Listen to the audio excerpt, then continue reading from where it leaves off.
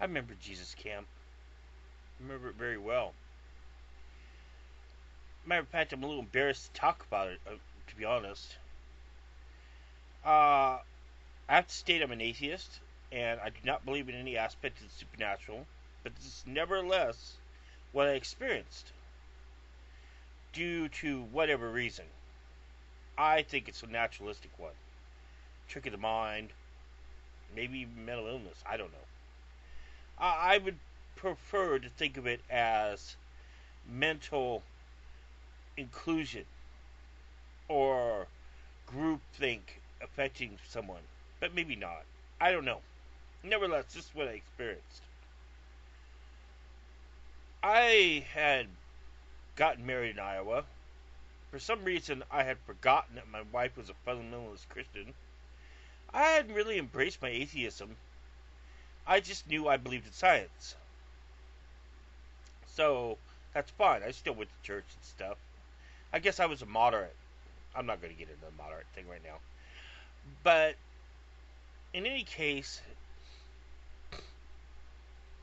we kind of hit a fork in the road when we started talking about dinosaurs being the tools of Satan. And she had these little chick flick uh, little pamphlets, those little chick pamphlets. I think they're called chick. You know, those little pamphlets that are so big. You know, you're going to hell and stuff. That used to crack me up. But so we go to camp, and it's divided into male and female. So I'm like, okay. So I'm going with her husband, Richard. Or no, her mom's husband. Her stepfather, Richard. Who's this autistic guy who likes to play games. Looks like Herman Munster with glasses. You know, really good at any game. But that's all he was good at games. Other than that, he was just like gone, right? So anyway, we're going there, and first day or so, I'm getting whipped left and right on every game imaginable. Guy was autistic, kind of a savant in games. And it's like, okay. So, I'm like, ugh, this cannot be my life in Iowa. But alright. So I had some um, library books packed away. And they were science books.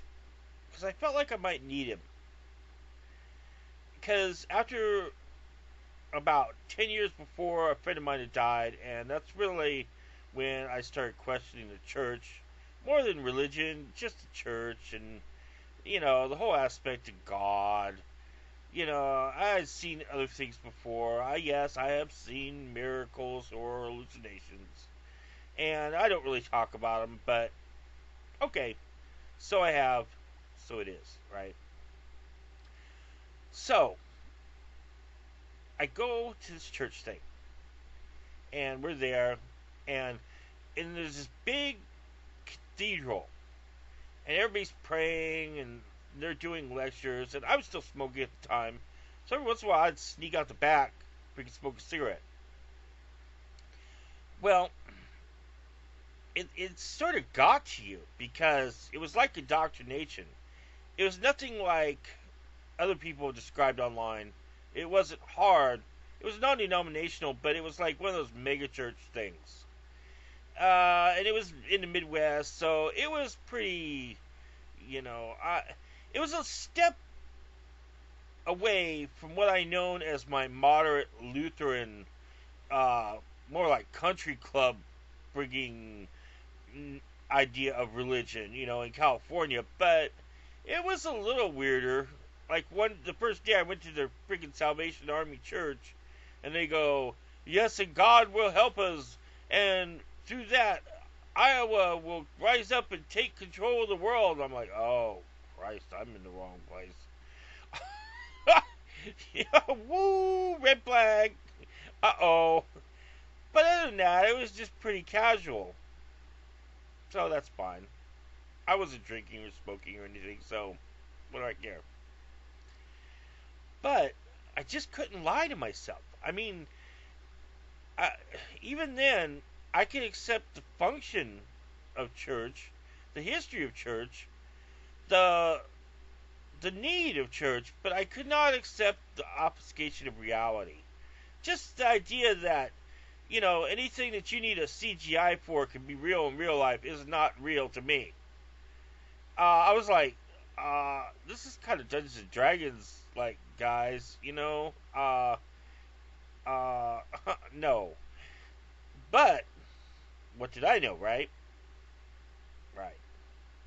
So I go, I'm at this church thing, and it has this hallway, and it's just, I don't know, the singing was pretty, it was almost inspiring, kind of beatific.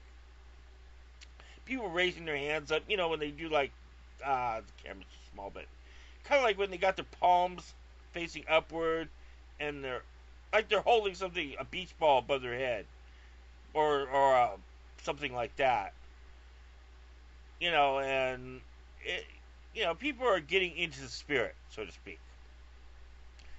So I don't know, just constantly, day after day of this, and I'm like, it was like a 5-day thing.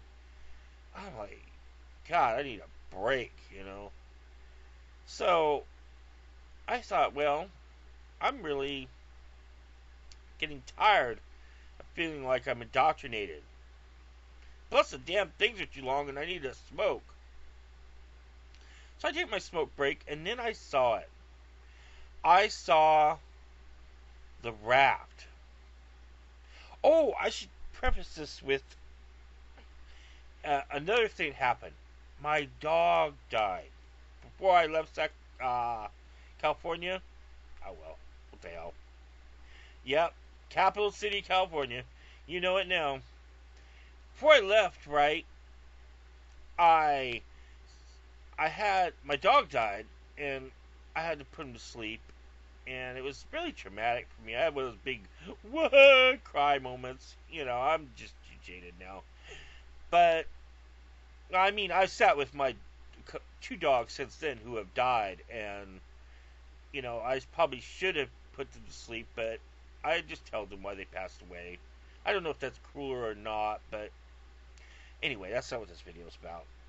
But anyway, I had this like epiphany after I left the waiting room, and it was kind of embarrassing because no one was sitting in there when I was bawling my brains out, and I'd come out. Freaking, there's a whole room full of people looking at me like, gee, you're kind of stupid. I'm like, God, I am kind of stupid. This is stupid. Just a 15-year-old dog, but it's just a dog. I don't know, it's horrible. Life's horrible, isn't it? But anyway, I go out, and I look up in the sky, and I get this big, I don't know if it's apostle, whatever, right? This big message from God, apostrophistic. I don't know. All these terms of religion. I wish I could remember stuff. Anyway, it was a big divine, it was like there was a star filter on the sun, and it was really weird, and it's like this big booming voice going, yeah, I'm not crazy. Okay, I admit it. And big booming voice going, you will take a journey far, and you have love but trials. Do not forsake me, or something like that shit, right? Just big, Job kind of shit, and I'm like, okay, wow, what are you? Go now! Okay, yeah, alright, I'm going. So, after a while, one of my old girlfriends, my ex-wife now, calls me up and starts talking to me, and we start talking, and I don't know. There's this whole thing of Iowa and this bitch and child support and if the kid's even mine or not. I think I got cockled, but whatever, right? It went south. And this is kind of why it went south. Besides that chick flick freaking pamphlets and her being a friggin' evangelist and all that crap. And then why I'm here getting indoctrinated in this church in the middle of friggin' bumfuck Iowa somewhere or Wisconsin or something. Which wasn't Baptist, so it wasn't that bad. It's just It's not like I was sleeping on floors and everything. The pancakes were good.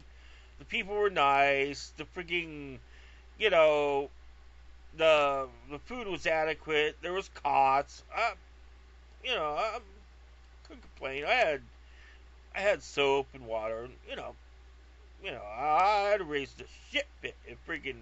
It was like something like freaking sleeping on floors with thin carpets over cement or something. But all there was, even nevertheless, was service, pancakes, service. Well, meals. But I was an individualist. Even when I wasn't assured that the supernatural wasn't there, I felt there was an inner light. I felt there was something spiritual about the spiritual inner quest of personhood, of existence.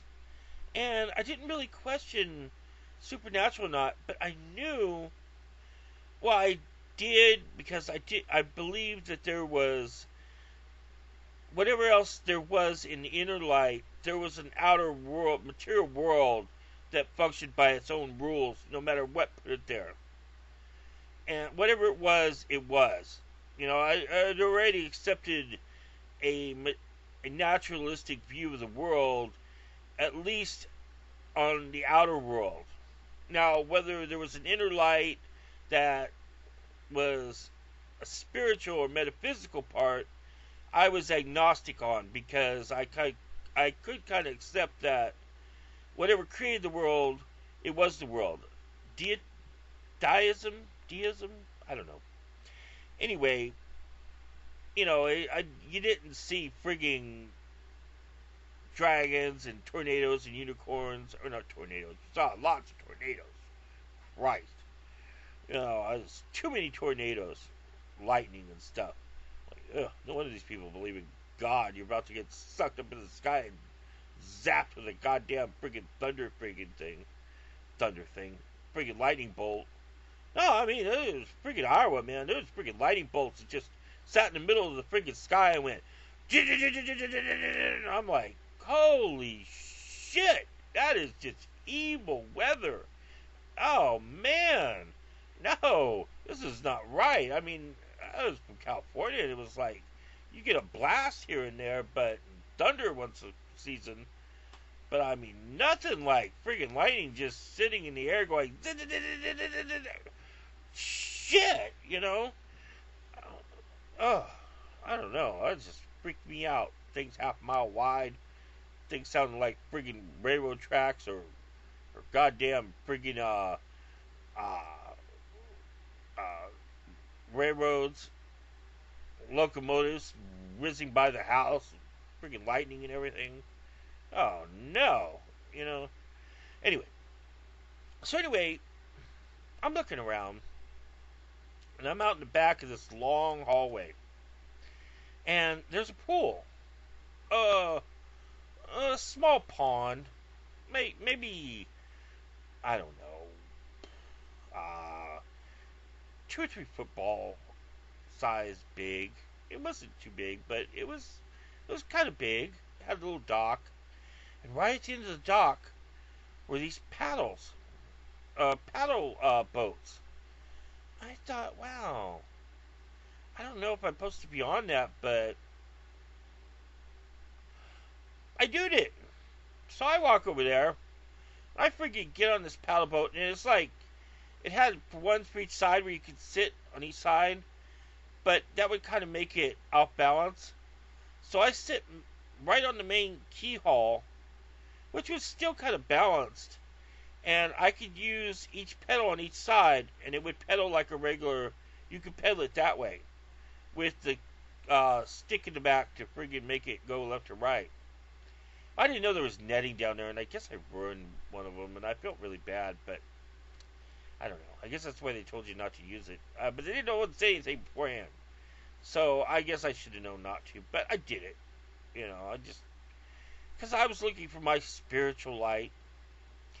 And I don't know how to explain this. Well, it's probably just the feeling. But once I got out to the middle of that pool, on that boat, I did feel it. I felt it a lot more than in that hallway with them pressing on me again and again and again. But I could still hear the music in the hallway. And yet, on this boat, I don't know, it felt biblical. It felt spiritual. It felt like I was away from the land, and yet I was still connected to it by the song. It was like being on the seas or a flat sea you could walk across. That floating feeling. And it made me wonder. So I'm like, I don't know, I guess I gave in or something. I'm just like, you know, okay, God, I'm here. What's going on? Oh, I think this was after the night. I was having this weird, funny feeling, and I felt like I was going to be converted, so I started reading a science book. And, oh yeah, that was it. And it's like there's this white flash and like this like lost time kind of feeling, if the UFO thing, if you know that, if you've heard that term. And uh